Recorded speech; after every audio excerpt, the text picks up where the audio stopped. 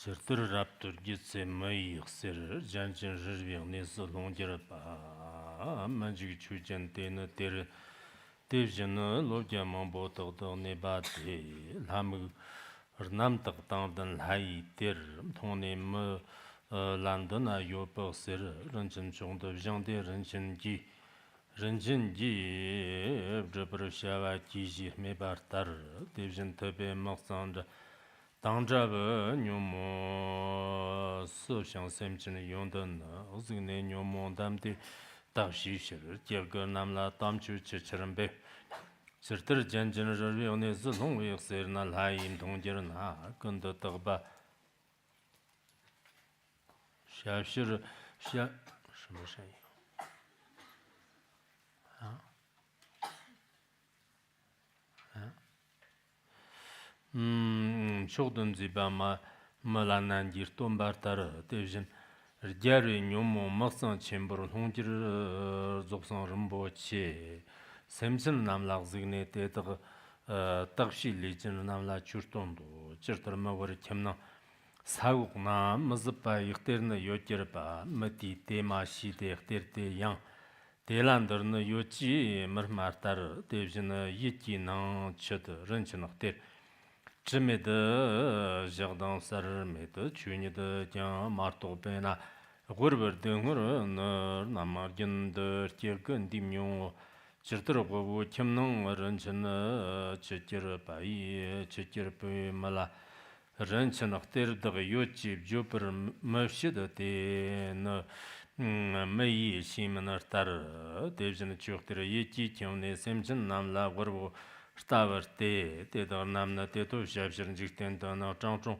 yang tag tam jirtar arma la so shamje la yopi sawan nikon jigmet chu marmu chusuk sarmu chusuk dambar jan junshang gyarbu ungu boram jin ribar tar semjana namgi marg la so somje ki pag rib nang tsada Chukama gewa yang, devjana gewa te la te laften ne ramji taber yarwu unguburun jar chodang nyemi gotang longdang sati namki kin namji tala tang armim jeba sebne shanki jirta vara semchen nyomom jebrak nangchit zoksan sawun nika yang devjana geskin te tang tele chumtong Perverin girva yin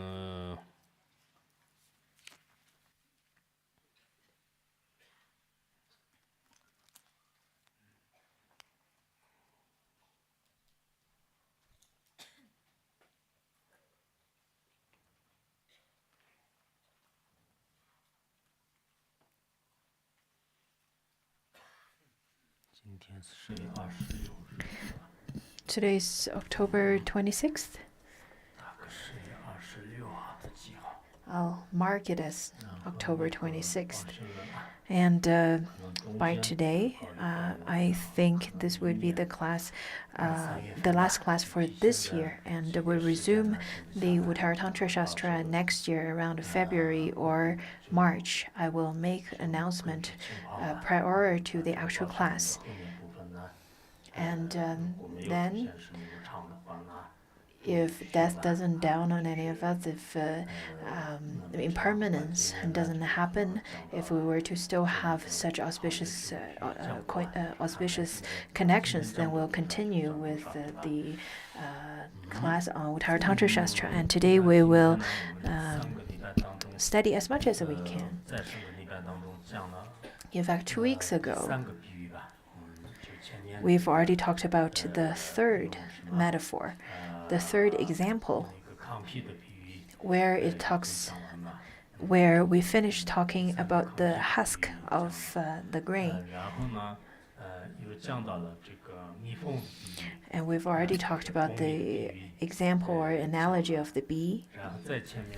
And prior to that, we also talked about the example of the white flower or the statue that resides in the white lotus flower. So we've already finished the 3 examples, and today we will talk about the 4th analogy, which is gold in the filth.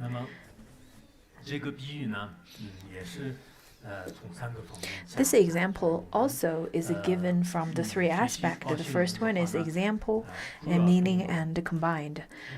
I think when you're studying the Uttaratantra Shastra, you should understand the key point, which is the existence of Buddha nature. And over here, we're going to learn about, previously we've already talked about the 10 aspects. And over here, we're going to study the 10 examples. So previously, the first one, we've already studied the statue within the white lotus flower. And the second one, we've already talked about the honey within the beehives, and the third one is about the grain within the husk. So that is the essence of the crop, such as barley and such as the different kinds of grains.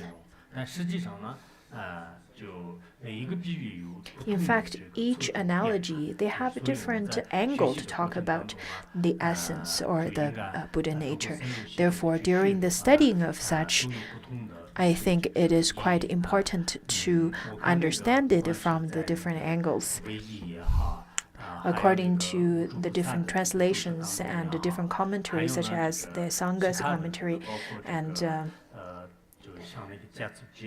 Tapsogye, as well as Mipham Rinpoche's commentary, they all were very brave about the explanations about these analogies, as well as other masters. They're very, rather quite. Where you come from? Who are you looking for?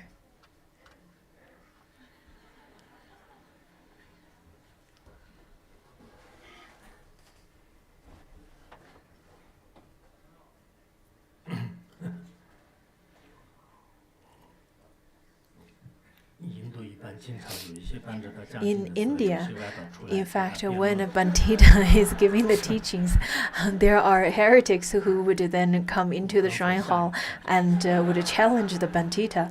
And at that time, when I saw that person stood up, I thought he was about to challenge me.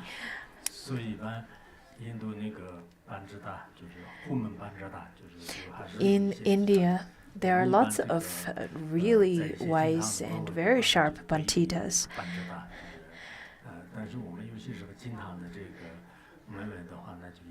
Sometimes the managers of the shrine hall, as well as the guards, they're not necessarily to be the Banditas, but maybe they are. You never know. Anyhow, usually if someone comes to the gates of the shrine hall, the Banditas who's guarding the gate, they have to debate to defeat the other person. In the Google map, we can see that Nalanda, the map of Nalanda is quite big in terms of the area that it resides, and the monastery or the Shurja that is very close to it. At that time, in fact, the religions are very prosperous at the point.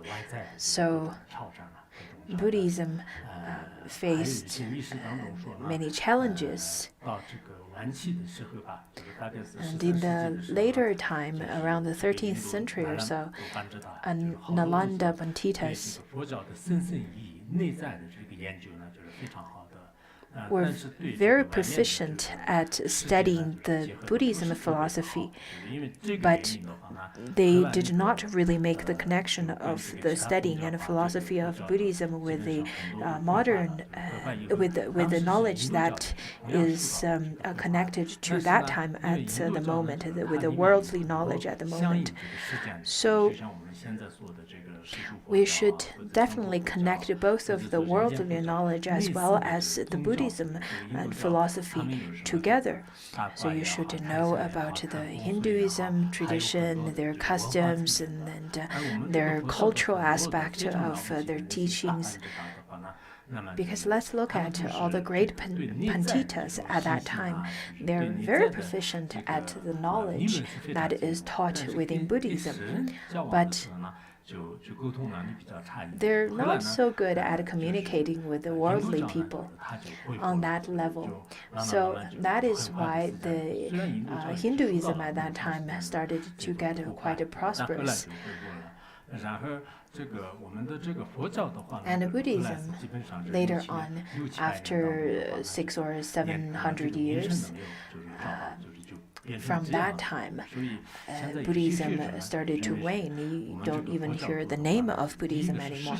Therefore, I think it's quite important for Buddhists to practice upon the teachings that you receive, because if you were to only debate, then it is really not of any use in terms of eradicating your own afflictions.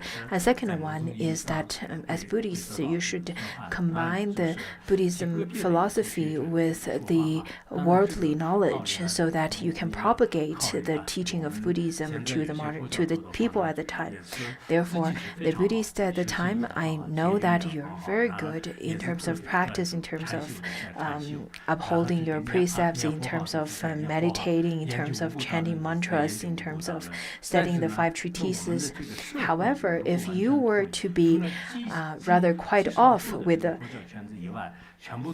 this world, if you are not connected to this world, if you were to only focus on your study, then sometimes I think it would be rather difficult for you to propagate the teaching.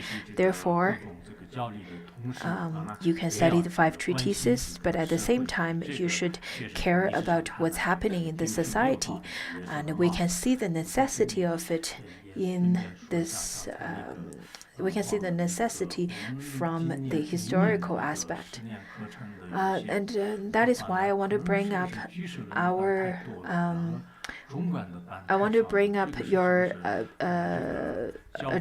attention to our curriculum. Now I think we have too many of the Abhidharma classes, but not enough Madhyamika. Of course, it's good for you to study Abhidharma to start with, but I think what's more important is to study Madhyamika. I understand that you should study both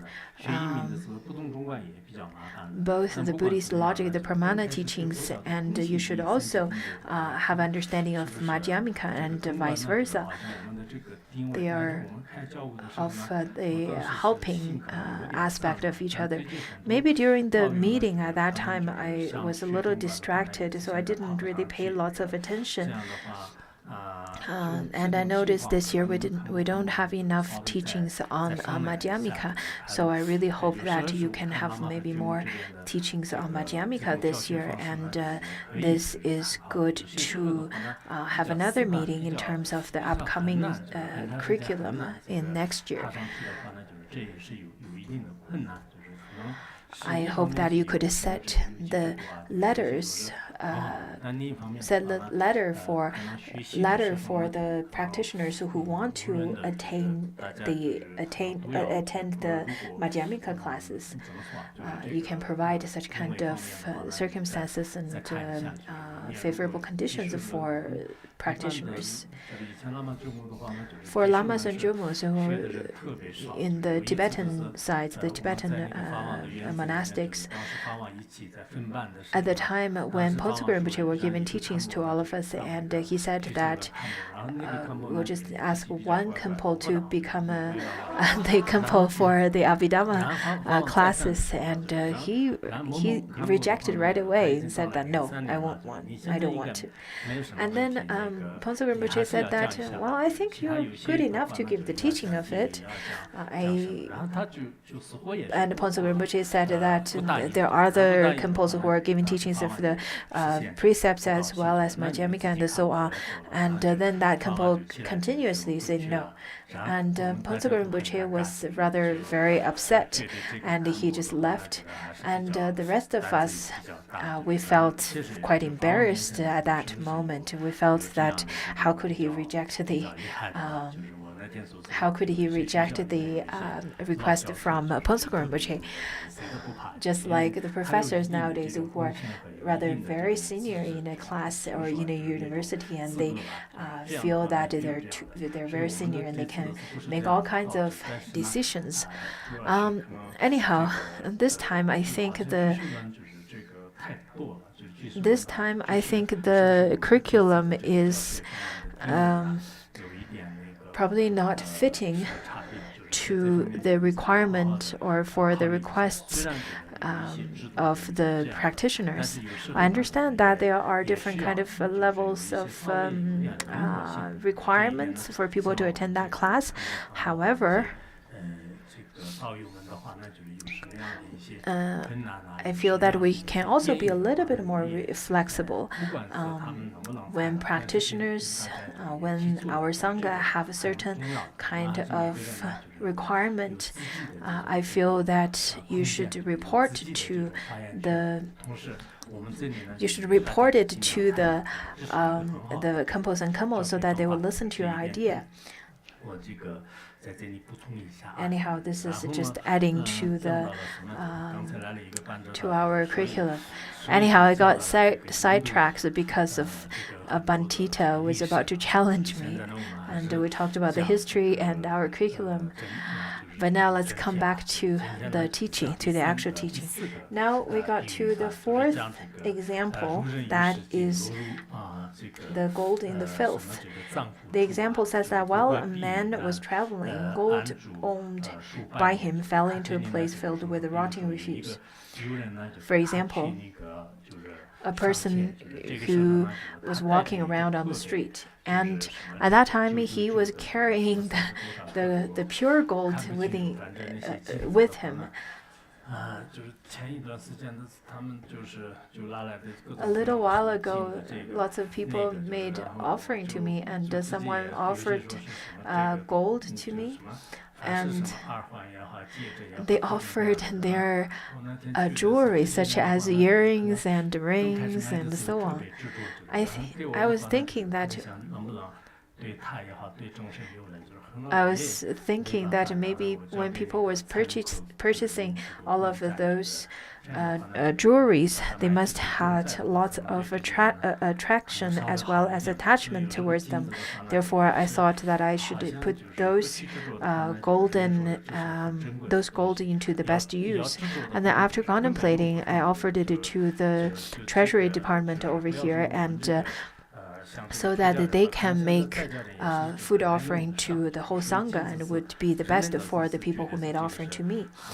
Nowadays, people would consider that gold are the most important, but I myself think that gold is rather very difficult to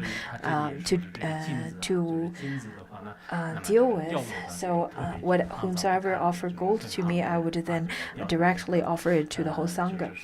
And over here it says that when a man was walking around, and then the gold fell into this pit of filth, just like how nowadays people would go to washroom with their cell phone, and then the cell phone would drop into the loo.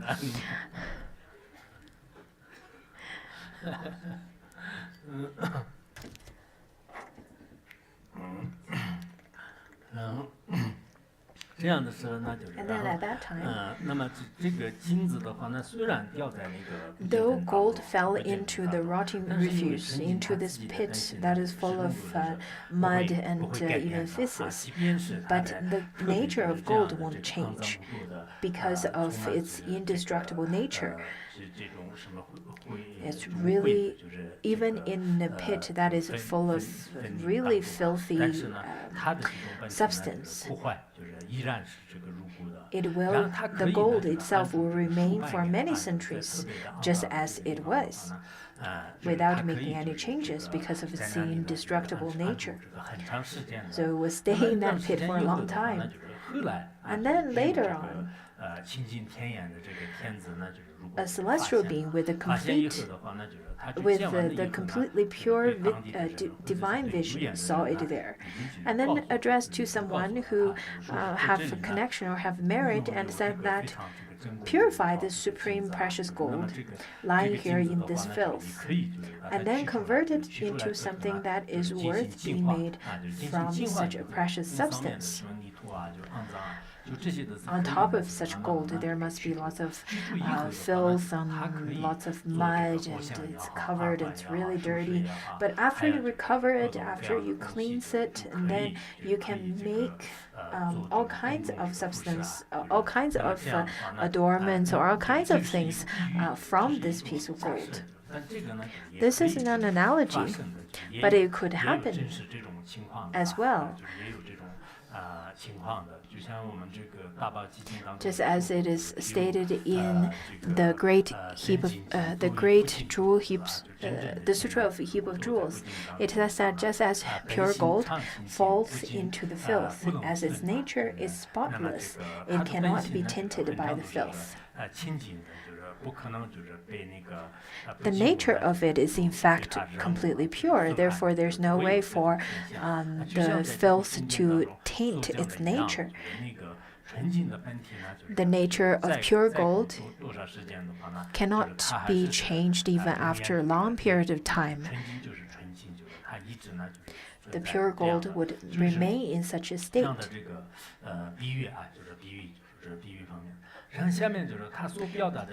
So the previous one is the example. And now, what's the meaning of this analogy then?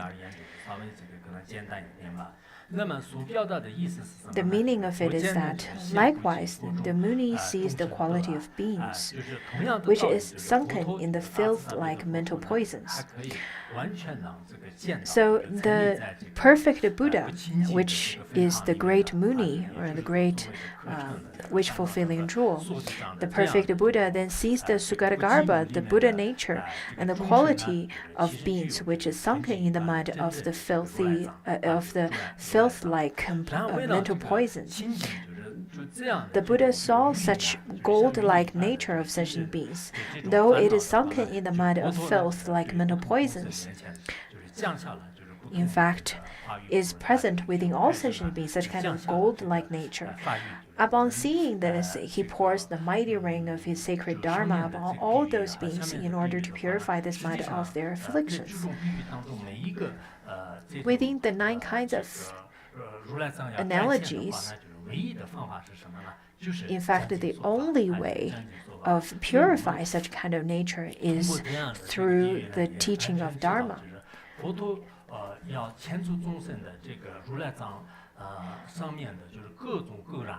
If the Buddha wants to dispel the different kinds of filth tinted on the nature of sentient beings, we use the different kinds of analogies, such as the lotus flower and beehive and all of such.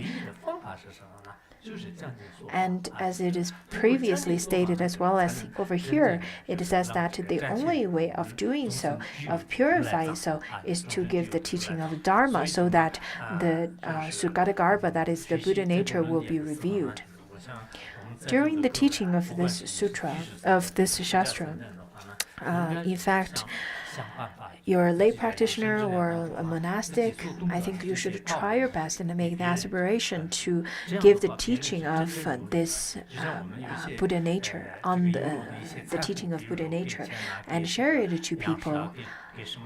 In fact, this kind of sharing, this kind of giving would be much more than those of the giving of material. And this would be the best way of giving and offering to the sentient beings. You can give them the teaching according to their capacity and give this teaching with great skillful means, and to dispel the filth or dispel the coverage that is on top of this Buddha nature. So some of the teaching that is taught within this, you should remember it and keep it in your heart. And you should remember it on the day that you learn it, and keep it within your heart from that day on till you die. And you should make the aspiration that you use such kind of teaching to benefit all kinds of sentient beings for lifetimes to come. And in such a way, then you can give the teaching to all the sentient beings. I think in Larungar, as well as the Khenpos and Khenpos over here, for many years, they have the opportunity to give the teaching of the Dharma. Lots of the tutors, mentors, they also have the opportunity to do so.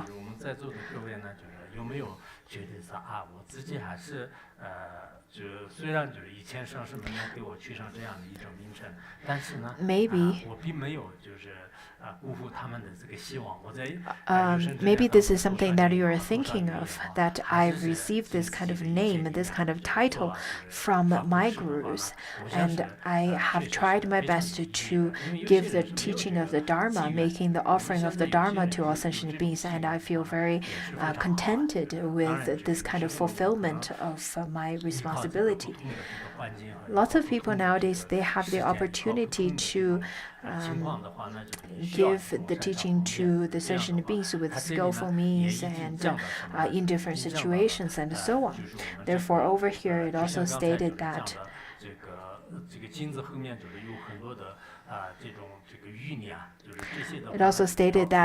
on top of this gold, it is in fact covered by all kinds of filth. And there are various ways to dispel it, various ways of remove it.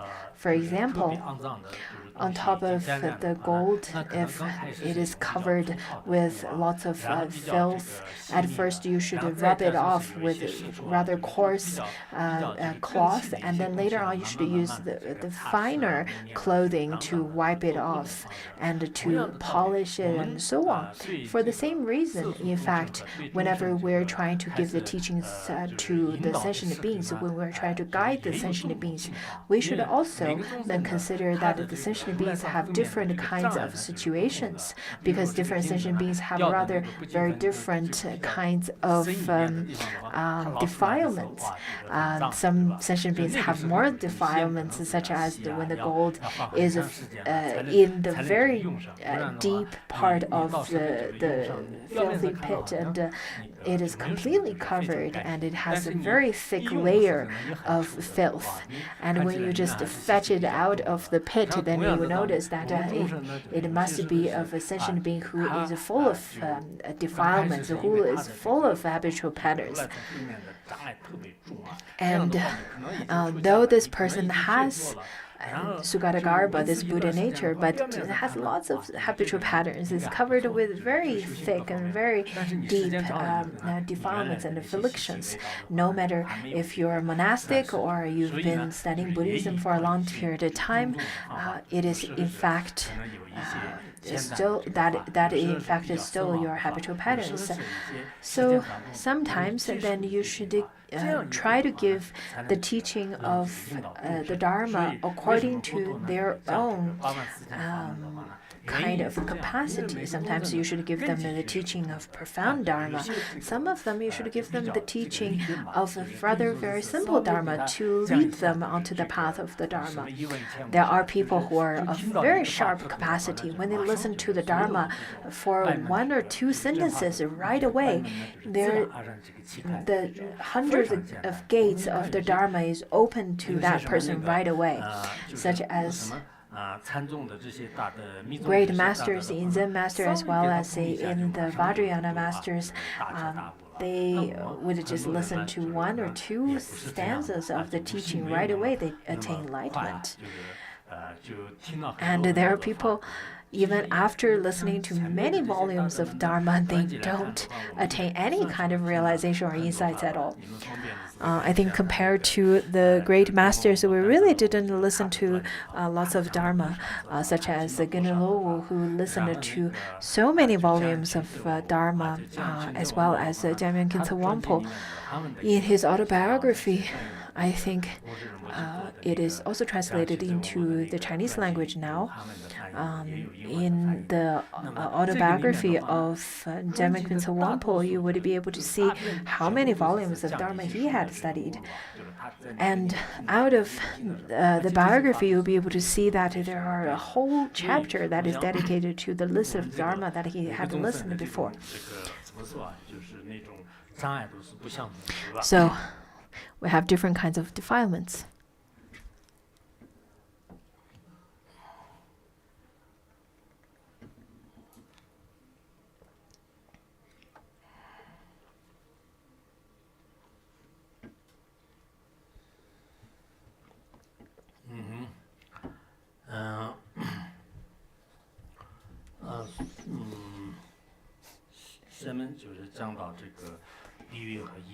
The next one is the example and meaning combined.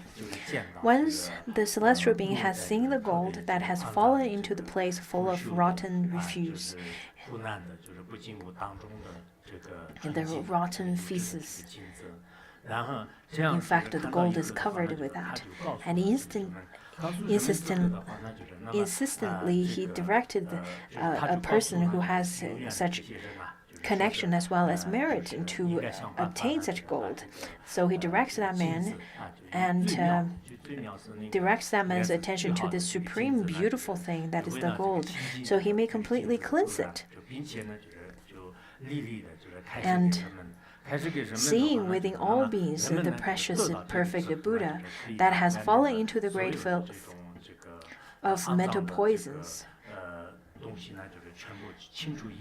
When people cleanse this piece of gold for the same reason, in fact, the victorious one, that is the Buddha, does the same thing. And he saw the precious, perfect Buddha within everyone, and he teaches the Dharma to persuade them to purify it. After the Buddha saw that all sentient beings has this Buddha nature, then he gave the teaching of the Dharma and encourage people to cleanse their inner gold, that is the Buddha nature, and encourage them to practice. So this teaching on Buddha nature is really important. We have to understand it first. Last year, I contemplated like such. I thought to myself, if I were to give the teaching of Buddha nature to all the disciples, then I think I must bestow the best gift to you and be of great benefit to you. Because if you were not aware of this, it's such a pity. And you're just a poor, wretched being without knowing that you inherently have such a gold-like nature. It doesn't matter how much you study and practice, without knowing this, then it is really meaningless. When we look at the history, lots of great masters and great realized ones, in fact, they also talked about the importance of the Buddha nature.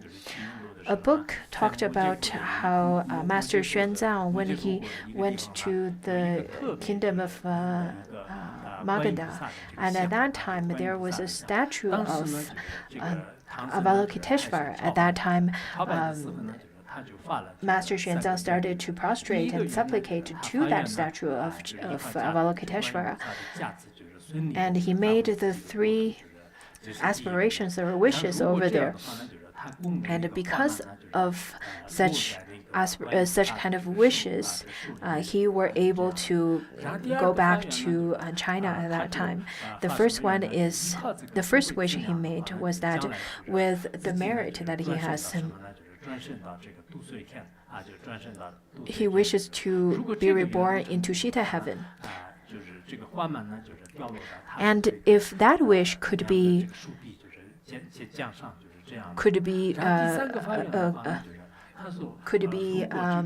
accomplished, then the flower would fall onto the shoulder of that statue. And the second one is, if all sentient beings have Buddha nature, then the flower would fall onto the neck, the back of the neck of the Avalokiteshvara's statue.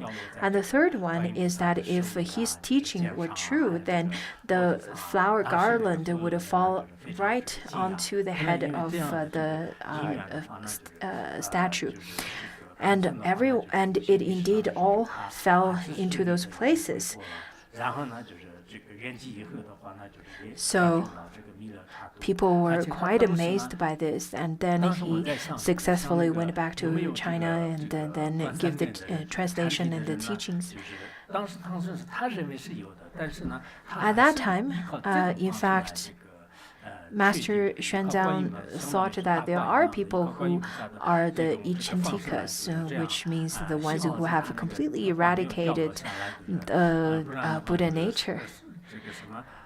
But by this kind of aspiration, the flower did fall onto the shoulder of the statue. And it's wonderful that the flower didn't fall elsewhere. So upon contemplating on these kind of stories, I think we should consider ourselves as extremely fortunate, because we have all the kinds of shastras and teachings based on these teachings. And we have the doctrines and the teachings quoted from the Buddha and all kinds of texts, so that we'll be able to set the right view, to develop the right view. As I stated earlier, in fact, all sentient beings, that is, as this book stated earlier, all sentient beings has some Buddha nature. And if you don't have this Buddha nature, there's no way to cleanse the defilement upon it if the nature of this Buddha nature is not pure. So according to the Tathagatagarbha Sutra, it says that the Sugata vision is like this. He sees that for all kinds of beings, the Tathagata Dhatu is not destroyed, though it is submerged in the muddy silt of kleshas. Previously, during the teachings earlier, during the stage of a mundane being or bodhisattvahood or the Buddhahood, in fact, this Buddha nature is always there. Therefore, we should set up or develop the correct view with the doctrine and with the teaching. After each analogy, I'll take a sip of water.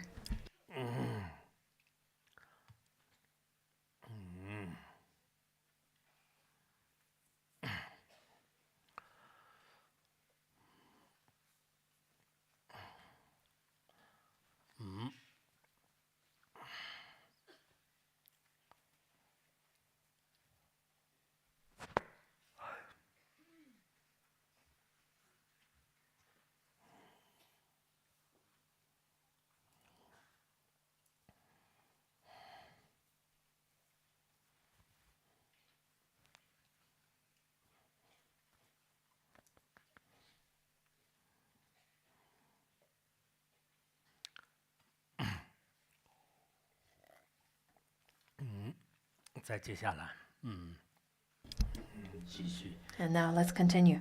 继续什么？讲到什么呢？就是宝藏的比喻啊，就是前面第五个比喻是宝藏的比喻。 Now, the fifth analogy, which is the analogy of treasure under the earth or in the earth. If an inexhaustible treasure were buried in the ground beneath a poor man's house, the man would not know of it. 或者是一个比喻吧，比如说特别 A poor man who is thirsty and hungry and is completely wretched, live a complete wretched life.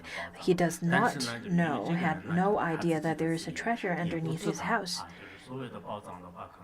And the treasure itself won't speak and tell him, I'm here. Nowadays, the different kinds of treasures include gold and oil. And I think this is usually considered as a treasure. But the poor man has no idea of this.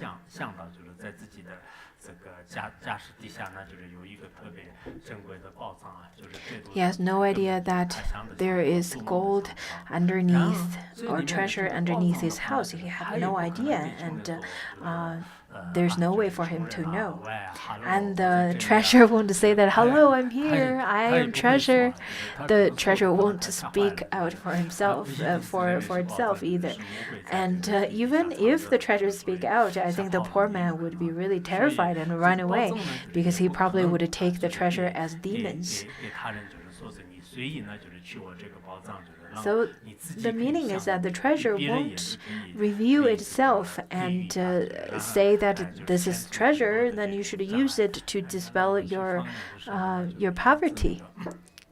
It reminds me a story of when I was herding yaks on the mountains.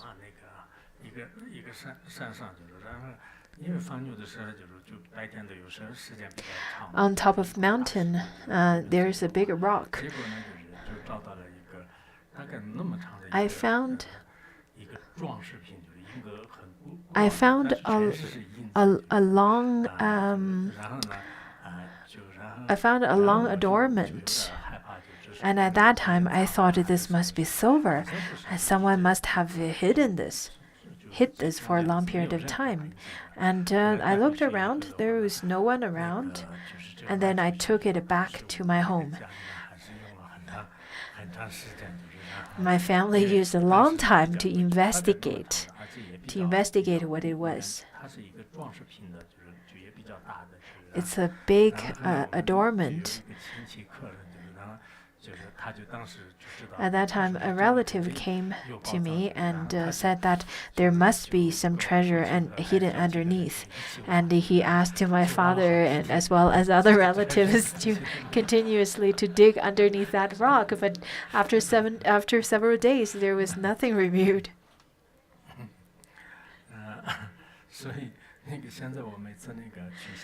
So whenever I go to the lower Lokama, and when I look at that valley over there, it really reminds me of that piece of silver I found at that time.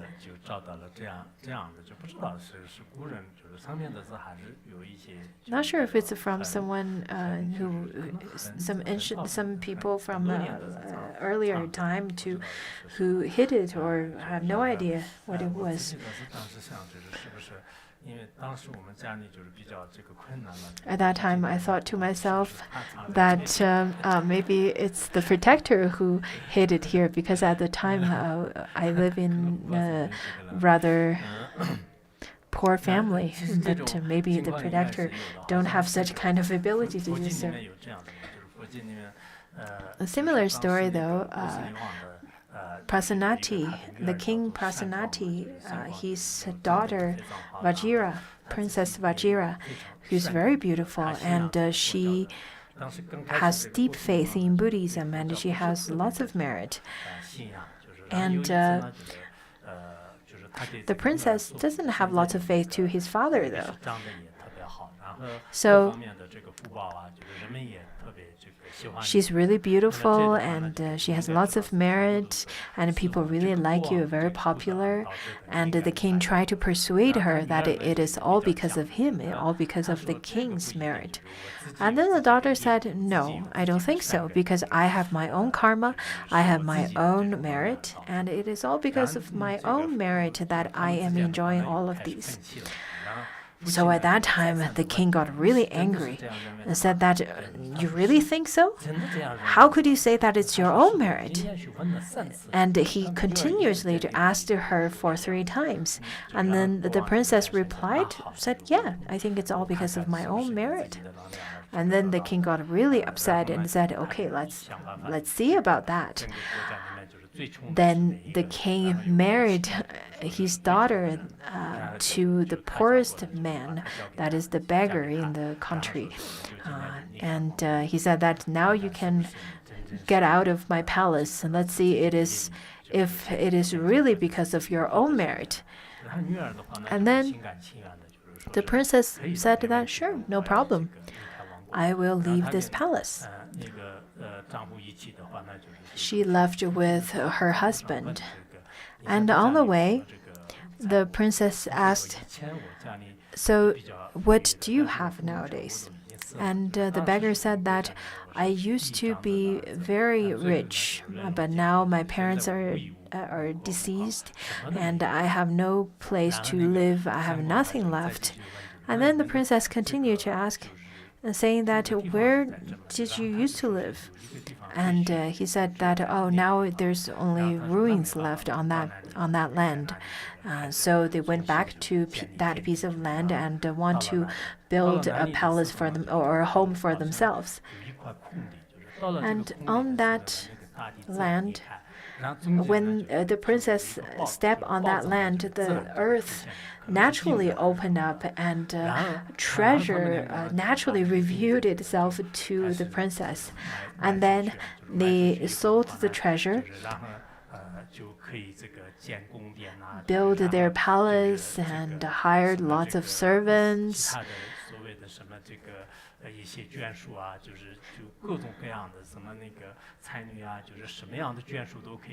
All kinds of servants and maidens.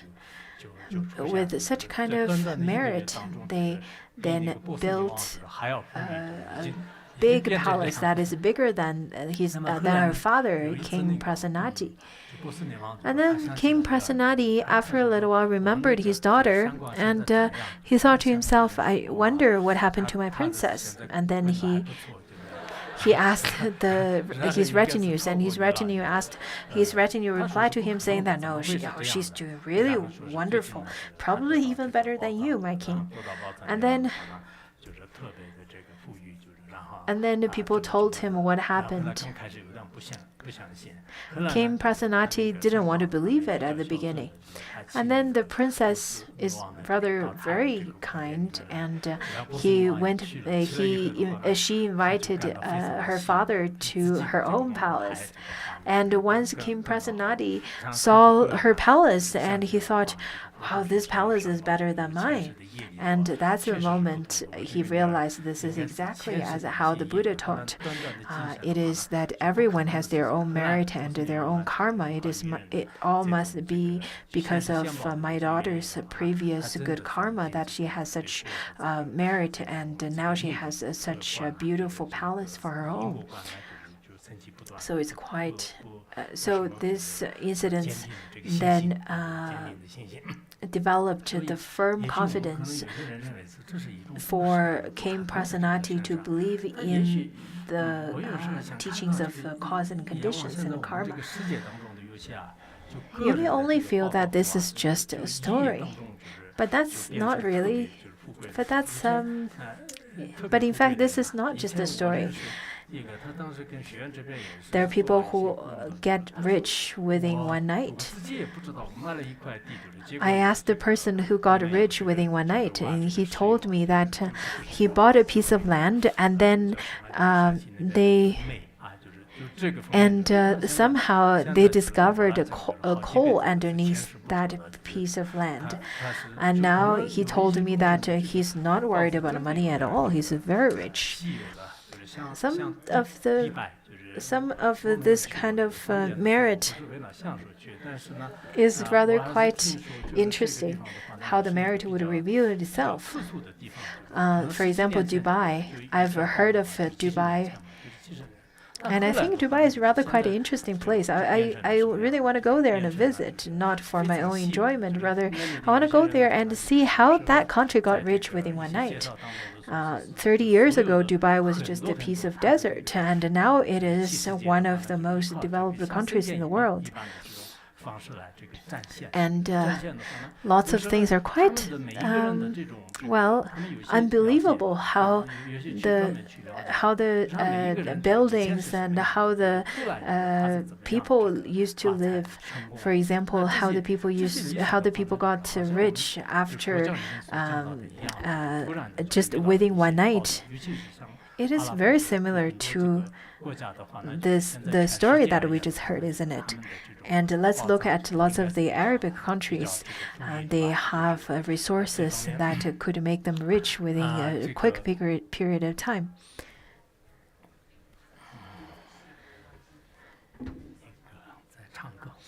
Someone singing.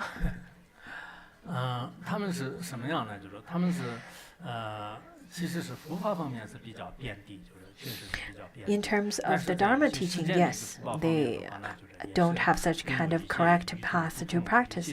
However, their resources are very different, such as Saudi Arabia. The country was established back in 1932, and the king had 38 wives, the first king of Saudi Arabia. And then he had 127 princes. And then after a period of time, the 127 princes developed into 5,000 princes. Recently, a person who was arrested in America, in fact, he pretended that he was the prince, one of the princes from Saudi Arabia. And because that he faked himself as the prince,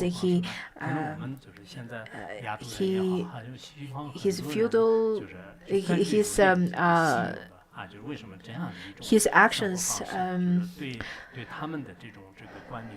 earned him lots of money by lying to people.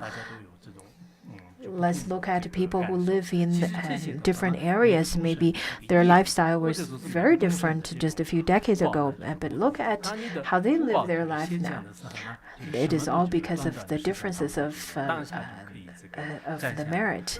If the conditions of the merit would mature, then you would gain lots of merit. And if your merit were to dissipate, then all of the things that you used to have would dissipate simultaneously as well. So in our relative world, there's such kind of displays of the differences of merit and cause and condition. But in the ultimate aspect, in the pure aspect, the Tathagatagarbha had never changed. Every sentient being's causes and conditions are very different. Their karma and habitual patterns are very different. And if we were to observe and contemplate with depth, then you'll be able to understand and develop faith and confidence in such teaching. There are many wonderful spiritual teachers in this world. Just by observing their actions and behaviors, you'll be able to learn a lot. So this phenomenal world is really our textbook. So we were talking about the treasure, isn't it? And now, previously we were talking from the aspect of analogy, and now we're going to talk from the aspect of meaning. Likewise, the precious treasure is contained in each being's mind. This is the true state, which is free from defilement, nothing to be added and nothing to be removed. This Buddha nature, it does not have any defilement. It doesn't have anything to build up on, it doesn't have anything to develop, to increase, to decrease. And this kind of teaching, in fact, is not known to people who have not attained enlightenment yet. It is because that we have not attained enlightenment, have not seen this true nature. So we're just like the poor man who's suffering from deprivation. If you were to know that you have this wonderful Buddha nature, you won't be suffering. If you were to discover this Buddha nature, you won't be suffering anymore, but be very happy. And everything in this world is is really beautiful and enjoyable. So that was the meaning. Now both combined. When a precious treasure is contained within the ground beneath a poor man's house, and the treasure would not yell out and say that I'm here, and the man does not know of its presence, because the man doesn't have such merit to reveal it.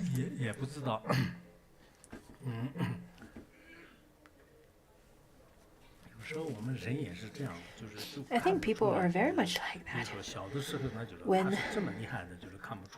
When people are young, we cannot see how a wonderful person this young child would become, a scientist or someone who would make a great contribution and so on. When you look at those famous celebrities as well as scientists' pictures when they are young, then you would be quite in awe, thinking that, wow, there's no way to tell that this person would become so famous.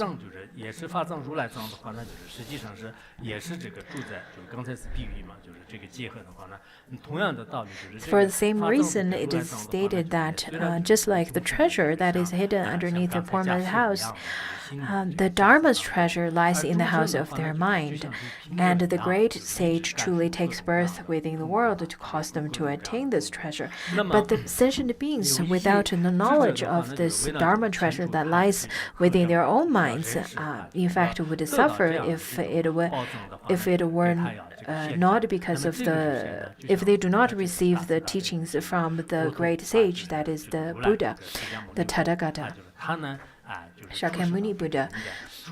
Because of Shakyamuni Buddha's teaching, the turning of the wheel of Dharma, which reminded me that Master Yinguang quoted from the Lotus Sutra, that he said the Buddha Bhagavan appear in this world for one great purpose alone, which is to cause sentient beings to aspire toward, to manifest to them, to cause them to attain and enter the path of the wisdom and insight of the Buddhas.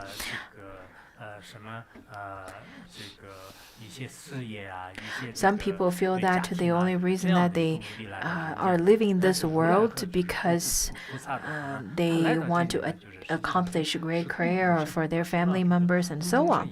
But the only reason for the Buddha to appear in this world is for one great purpose alone, that is to cause sentient beings to attain liberation, to see the nature of the mind, to lead and guide the sentient beings to see their nature of mind. And we should develop faith in this teaching. In the later part of this text, it is said that the ultimate truth is attained through faith.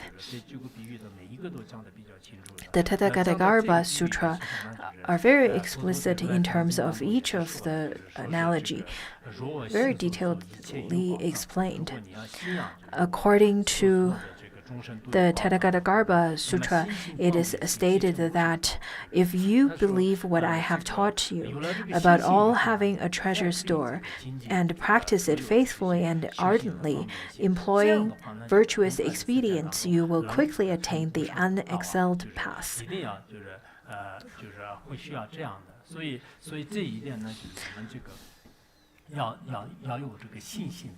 We should have faith and develop faith to the Buddha, to the lineage masters, to the Dharma.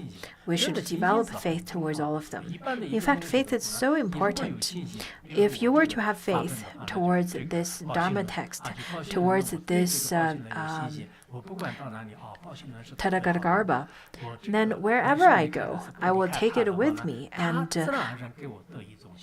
by taking it along with me at all times, it will naturally bless me and provide strength to me.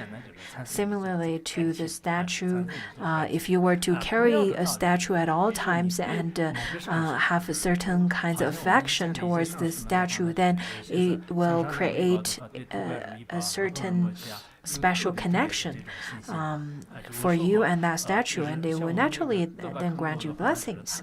Khenpo Deba Khenpo Deba has great faith towards Ponzu Rinpoche as well as his root guru. And because of such kind of faith, the blessings and wisdom that is brought to Khenpo Deba is very special, very unique. So if you were to have faith, then the simple teaching that we studied, that you have treasure, will give you benefit. For example, the Uttaratantra Shastra give you this teaching, even some very simple teaching would be able to lead you to liberation even. For example, Master Huihai, he went to Mazu and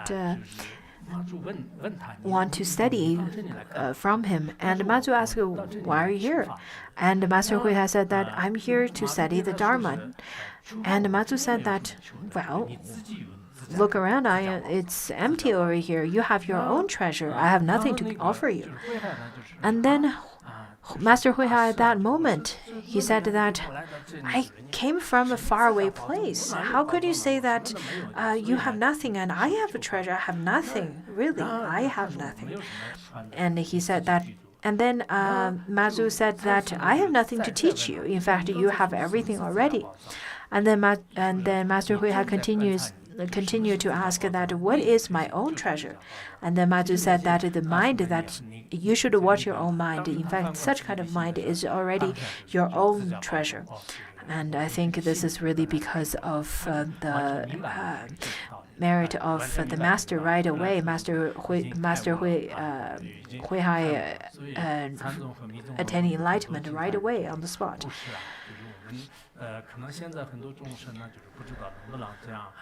Not sure if sentient beings nowadays could be able to attain enlightenment through just a simple teaching, through simple teaching like that. If you were to attain enlightenment right away like that, then it doesn't matter if you still attend classes. If you were to study the Abhidharma and Madhyamika for 10 years or so, in fact, you don't have to do that anymore. If you can attain enlightenment right away, you can just say bye.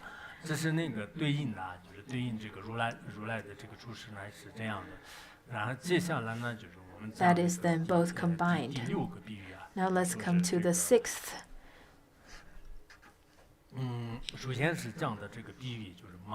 That is example. The seed contained in the fruit of a mango or similar trees.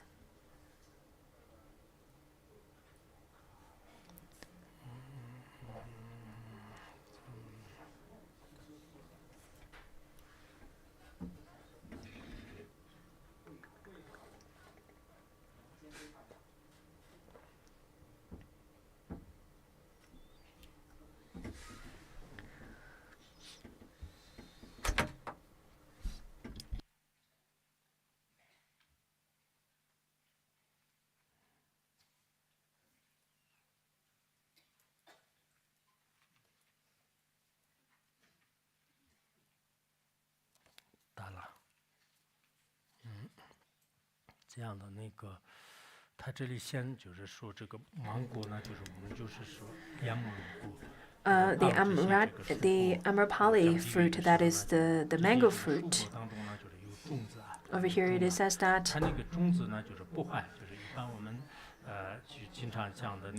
the seed contains in the fruit of mango or similar trees is possessed of the indestructible property of sprouting.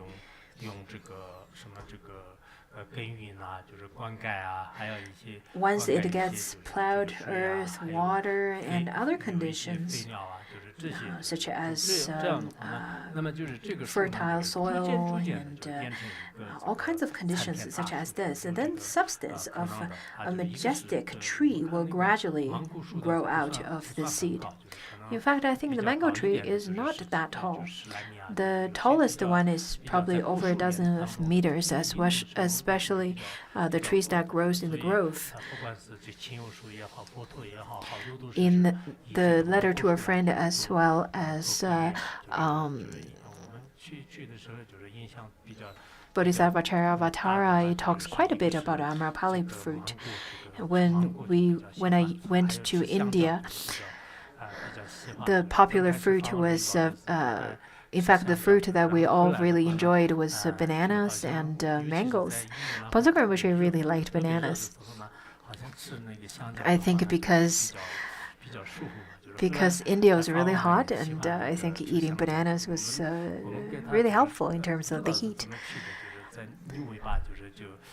Somehow, Tathagatagarbha Rinpoche called bananas as the tail of yaks, because the bananas over there in India was rather thinner, and it looks just, and it's curvy and just looks like the tail of a yak.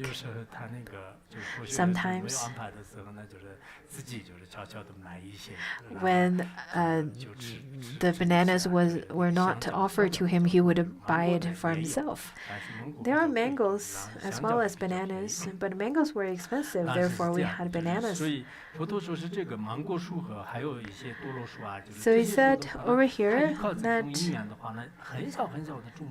a mango or a tata tree, in fact, out of a very small seed, then it has the potential to grow a majestic tree, just as a Nyagroda tree. In fact, the seed is very small, but the tree would grow to be meters tall, or yojanas tall. Yojana, the word yojana, I think it was a habitual way of counting, or a habitual way of measuring, because it would be very difficult to measure a tall tree at the time. Anyhow, the Nyagroda tree and other kinds of tall trees, maybe they're as tall as over 30 meters or 20 meters. Some of them would grow into a majestic tree. So I myself would think in such a way that in the words of my perfect teacher, where he talks about how the tree would be certain yojanas tall and certain yojanas wide and so on. Just like how we would describe in the Chinese language as hundreds of thousands, which is not a specific number, but rather it is a way to describe.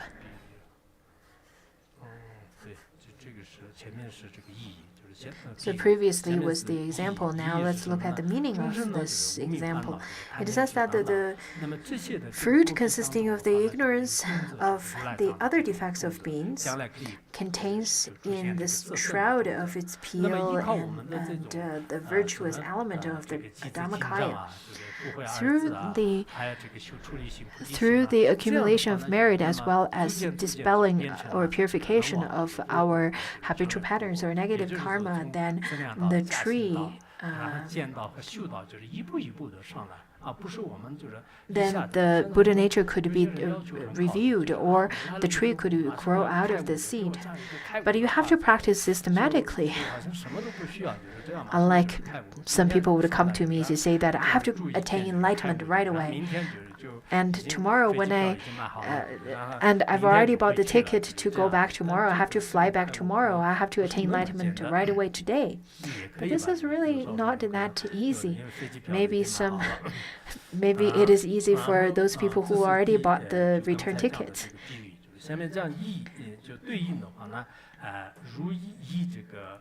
And the next one is that by means of water, sunlight, wind, earth, time, space, and the necessary conditions, the tree grows from within, and the narrow shroud of the fruit would continuously to come out, will gradually grow out of that seed. You need the elements such as earth. You need time, spring, summer, fall. Because if you were to plant the seed today and expect it to grow right away, it won't happen. And on top of that, you need the space as well. You need the space for the tree to grow. And with all these kinds of favorable conditions, then the substance of a majestic tree will gradually come out.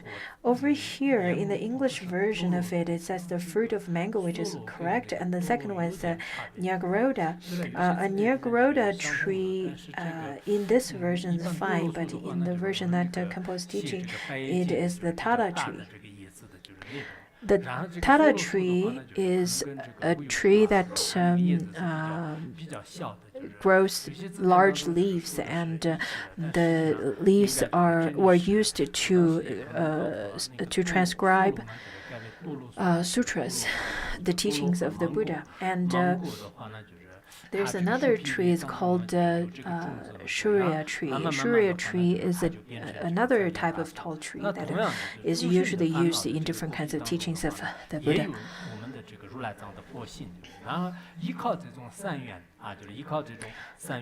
So with the favorable conditions such as purification as well as accumulation of merit, then the tree would grow, just like how the sentient beings will be able to see the truth of the Dharma. That is the Dharmakaya. Likewise, through relying on virtue, this element also will gradually turn into the substance of a king of munis. If the conditions are not met, are not suffice, then it will be very difficult for you to attain enlightenment right away. According to the Mahayana Shastra, where it stated that the sun shines on every corner equally. When it shines, then the ripened flowers or the mature flowers buds will open. But while the buds that are not mature, not ripened enough, will not open even under this condition.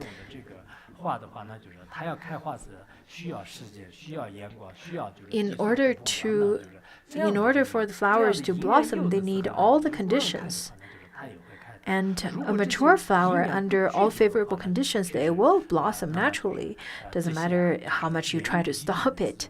And the flower, if it is not mature, if it is not ready to open yet, then doesn't matter how favorable the conditions are, then it won't blossom right away. In the Great Treatise on the Perfection of Wisdom, it then stated again that in fact, it is the same to the Buddha that although the Buddha teaches equally, those who have ready virtuous seeds will mature. Those who do not have will not mature. The Buddha gave the teaching equally, such as the Ponsoku Rinpoche as well as great masters. When they give teachings to hundreds and thousands of people,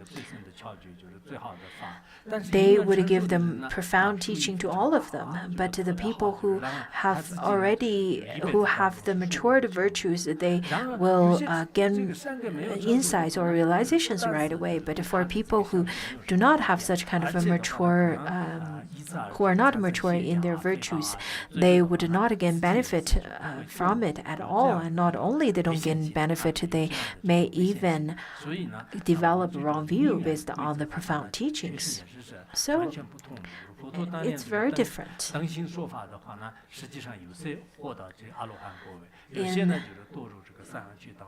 the teachings, some of them, in this kind of teachings that is provided equally, there are people who attain realization and then people who attain wrong views. So when you're listening to the teachings from a great master, I think this is rather very similar. Whatever great masters you're studying from, it is the same. But what's the most important is to change your mind stream and to make progress based on such teachings. If you were not to make the positive progression, rather you make negative retrogression, then I think you're treading on the wrong path.